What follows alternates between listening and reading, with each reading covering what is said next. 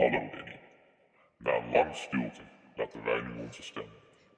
Hou je even op spelletjes, Danny? Wij gaan een spelletje met je spelen. Vanaf nu volgen er opdrachten. Voor elke voltooide opdracht zul jij 1 mok terugkrijgen.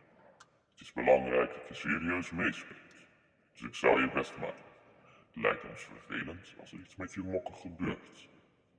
De eerste opdracht. Wij willen een tekening zien waarin jij laat zien hoe erg je je mokken mist. Als je het meent, lever jij voor aanstaande vrijdag de tekening in bij Annemiek Dekker. Is de boodschap nu duidelijk? Er is nu geen weg meer terug. PS. Gerbrand Spaans blijft hier buiten. Gerbrand is er al.